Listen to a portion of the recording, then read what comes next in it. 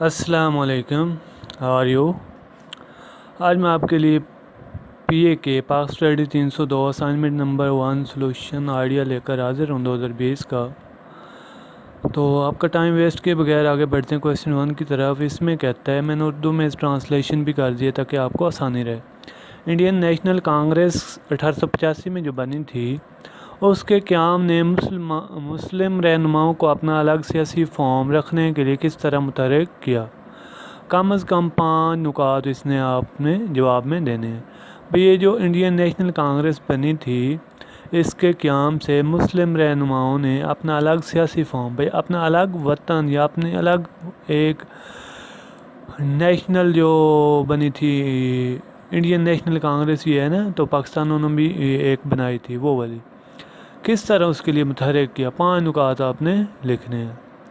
तो answer start करने से पहले मेरी एक रिक्वेस्ट होती है, अगर आप मेरे चैनल पर न्यू हैं तो सब्सक्राइब के बटन को प्रेस करें ताकि आपको हर असाइनमेंट, क्वाइज और जीडीवी का सलूशन पहले से पहले मिल सके, और साथ वाले बेल आइकन को दबाना मत भूलिए। देखिए आंसर की तरफ चलते हैं।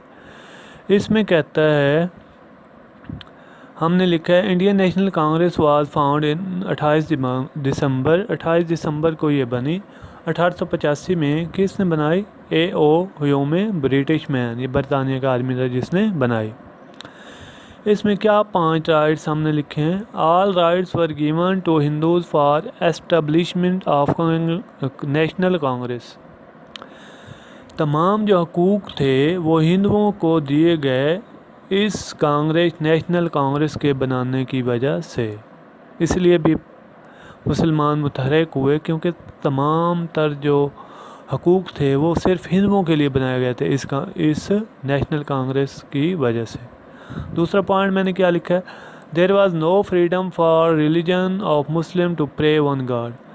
उन्होंने, अंग्रेज़ों ने मुसलमानों से फ्रीडम, आज़ादी छीन ली थी। किसके लिए? रिलीजन, इस्लाम के लिए।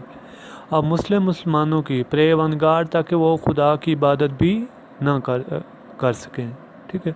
तीसरा पॉइंट मैंने क्या लिखा है?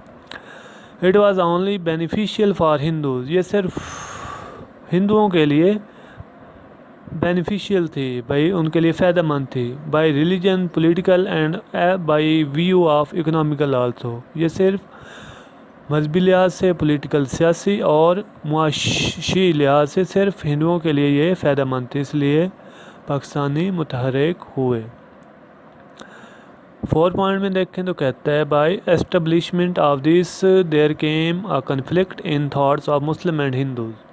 जब इन्होंने ये बनाई तो मुसलमानों और अंग्रेज़ों या हिंदुओं के दरमियान एक मुखालफत शुरू हो गई, सोच में भी। वो अलग, भाई अपनी अलग इबादत करते थे, ये अलग करते थे, इसलिए उन्होंने अपना अलहदा वतन की मुतालबा कर दिया। 5वें में कहा है मैंने, by establishment of Muslim there were no rights of educational and also for doing job. मुसलमानों को कोई हक़ ना था एजुकेशन का और मुलाजमत करने का। जब ये कांग्रेस बनी तो मुसलमानों से सारे हकूक़ छीन लिए गए। बाई सीइंग अबव पॉइंट, ये ऊपर वाले अगर आप पॉइंट देखें तो, that Indian national Congress tiger the Muslim leaders. इस वजह से मुस्लिम लीडर्स जो थे उन्होंने अपने सेपरेट पॉलिटिकल फॉर्म एंड उन्होंने अपनी मुस्लिम लीग बनाई। ये क्या है? इंडियन नेशनल कांग्रेस अंग्रेज़ों की थी और पाकिस्तानियों ने क्या बनाई? मुस्लिम लीग बनाई, for all rights and separates homeland for मुस्लिम।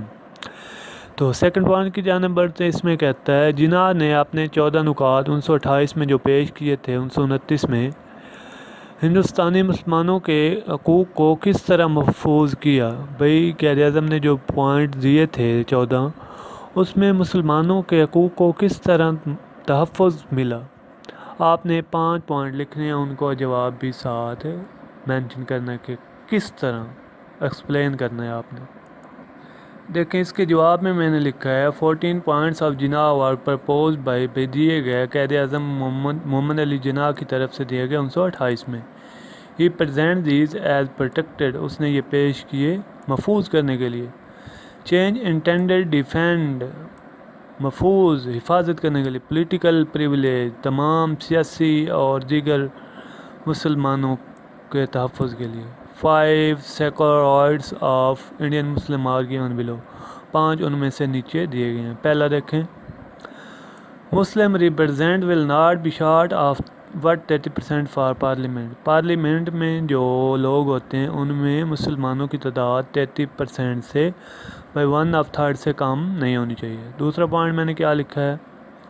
دوسرے پوائنٹ میں نے لکھا ہے جابز اینڈ ادر فیسلٹیز، ملازمتیں اور دیگر جو ضروریات کی چیزیں ہوتی ہیں، مسٹ گیو ایکولی، برابر دی جائیں، ٹو ہندوز اینڈ مسلم، مسلمانوں اور ہندوؤں کو.